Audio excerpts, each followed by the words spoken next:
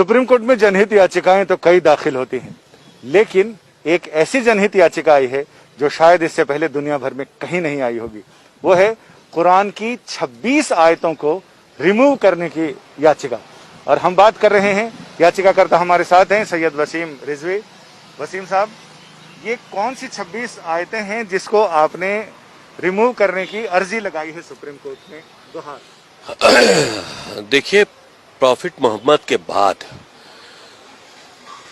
पहले खलीफा अबू बकर, दूसरे खलीफा उमर और तीसरे खलीफा उस्मान द्वारा कुरान को कलेक्ट करके और उसको जारी किया गया एक किताबी शक्ल में। कुरान के अंदर कुछ आयतें ऐसी हैं जो आतंक को बढ़ावा देती हैं, वायलेंस टीचिंग हम कहें उसको एक तरह से, वो कुरान के अंदर इस तरह की बातें हैं और बहुत अच्छी बातें भी हैं जो इंसानियत के लिए हैं। तो अल्लाह के मैसेज दो तरह के नहीं हो सकते। तो ये तीन जो खलीफा थे, इन्होंने ताकत का इस्तेमाल करते हुए कुरान के अंदर अमेंडमेंट करके इस तरह की आयतों को डालकर कुरान शरीफ को दुनिया के लिए जारी किया और उसी का सहारा लेकर पूरी दुनिया में आगे बढ़े हैं ताकत के दम पर इस्लाम को फैलाने के लिए। कोई भी धर्म मोहब्बत से फैलाया जा सकता है, ताकत के दम पर नहीं फैलाया जा सकता। और इस वजह से आज इस्लाम को फैलाने के लिए जो कुरान के अंदर अमेंडमेंट किए गए थे, जो इस तरह के मैसेजेस डाले गए थे, जो वायलेंस को बढ़ा रहे थे, जो जुल्म और ज़्यादती कर रहे थे, आज उसका फायदा आतंकवादी उठा रहे हैं। मदरसों के जरिए आम मुसलमानों के बच्चे उसको पढ़ रहे हैं और उनका जहन जो है वो कट्टरपंथ की तरफ बढ़ रहा है। तो ये बहुत नुकसानदेह, बहुत सी ऐसी बातें हैं जो हमने अपनी पहल में लिखी हैं, लेकिन क्योंकि अभी हमने PIL दाखिल की है, कोर्ट में पेंडिंग है, वो बातें हम खुलकर नहीं बता सकते। लेकिन हमें उम्मीद है कि ये चीजें कोर्ट को इसमें इंटरफेरेंस करना चाहिए। हमारी देश की सुरक्षा से जुड़ा मामला है। इन 26 आयतें जो वायलेंस की टीचिंग है इस्लाम के अंदर, जो पूरी दुनिया में आतंक का सबब बनी हुई है, इनको कुरान से रिमूव होना चाहिए।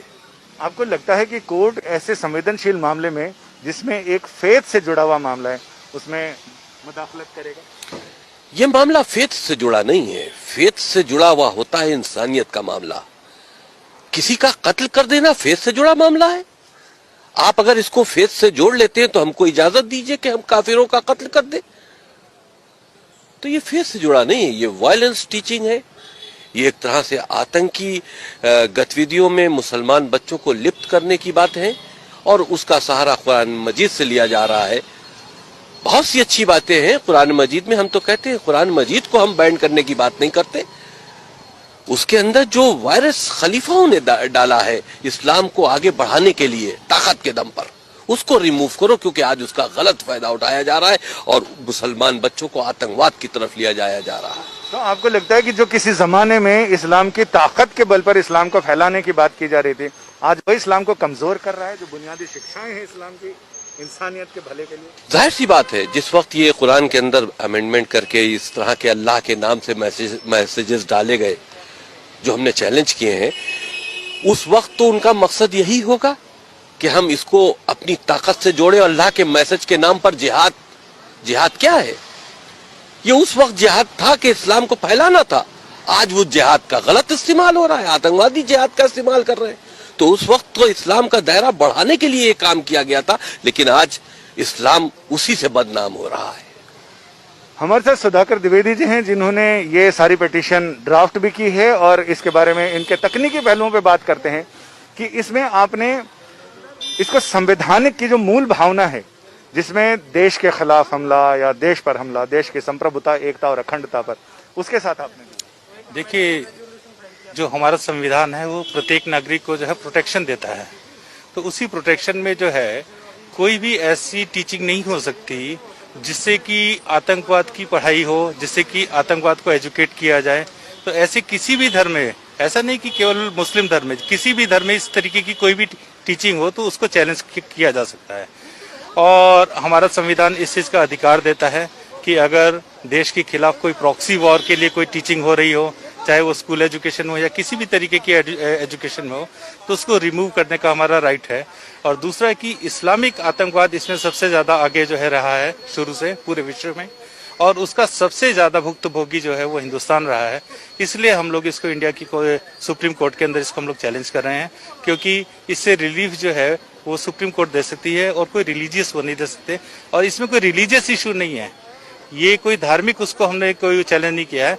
हमारा केवल इसके अंदर जो मेन ग्राउंड है वो यही है कि कोई भी ऐसी टीचिंग जो आतंकवाद को बढ़ाती हो, जो ह्यूमैनिटी के लिए खतरा हो, उसको रिमूव किया जाए। कुरान एक बहुत अच्छा ग्रंथ है, उसकी जितनी पॉजिटिव चीजें वो जरूर पढ़ाई जानी चाहिए, लेकिन जो चीजें इंसानियत के खिलाफ हो उनको रिमूव करने के लिए हमने इसमें प्रेयर की। आपका बहुत बहुत शुक्रिया। अमूमन इस तरह की याचिकाओं में कोर्ट ये कहता है कि आप अप्रोप्रिएट प्लेटफॉर्म पर इस मामले को लेकर जाएं और वहां अपने सबमिशंस दें।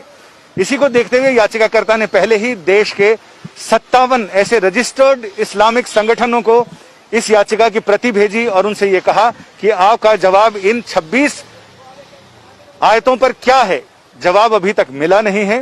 लिहाजा ऐसे में उम्मीद की जा रही है कि अगले हफ्ते शायद ये मामला सुनवाई के लिए सुप्रीम कोर्ट की चौखट पर पहुंच जाए। कैमरामैन अनुराग सक्सेना के साथ संजय शर्मा, दिल्ली, आज तक।